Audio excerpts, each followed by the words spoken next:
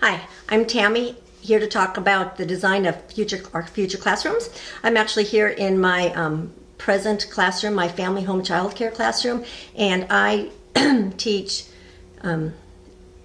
infants, toddlers, and preschoolers in my room. Currently, I don't have any infants because they've all developed in their age, and so I have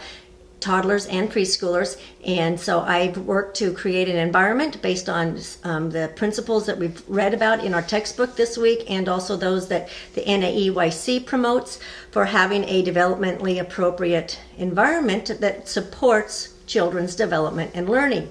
One of the things that I want to that when we set up our future classrooms that we want to make sure that we pay attention to is that anything that is in the classroom has to have purpose and meaning, and it has to support development and learning. If it doesn't, it has no place in the classroom, and it's just kind of taking up extra space. Also consider how flexible your classroom is. So you might bring things in for the kids that are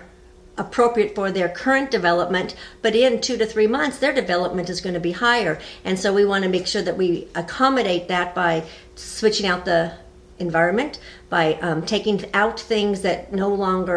longer need to support their development because they've already learned a concept, and adding things then to the environment that allow them to continue to be challenged. One of the reasons why this is important to keep in mind for our future classrooms is creating a future classroom is more than just deciding what we want to have in it. We also need to decide and determine how it's going to evolve throughout the year as the children in our classroom go from a low level of development into the higher levels of development, whether it's the autonomy of toddlers or the more independence of preschoolers. When you go into a classroom and when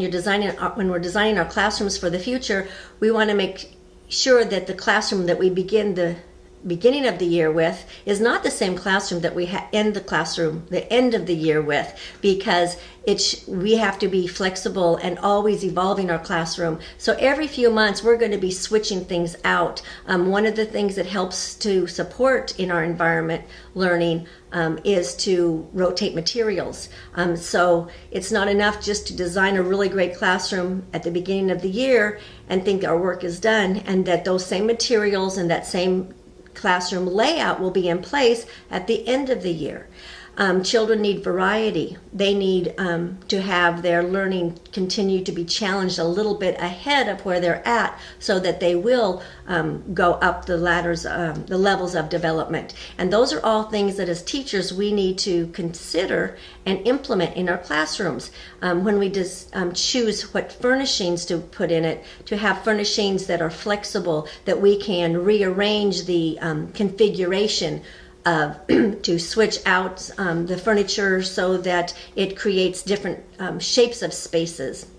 Those are things that we want to think about in our future classroom. At comparing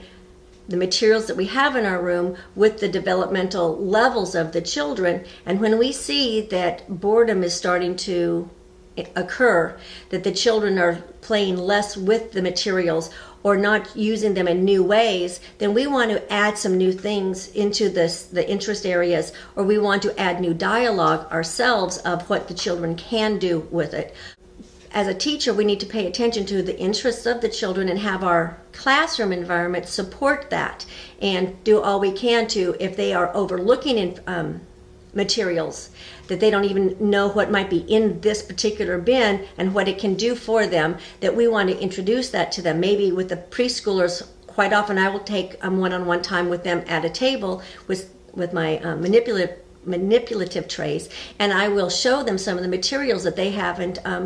pulled out before, and show them how they work so that it can increase their interest. So there's several different ways that we can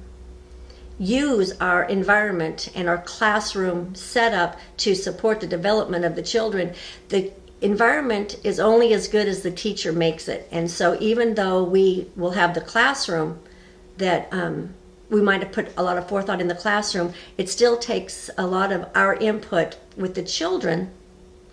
to help stimulate them to making the most of the environment we have.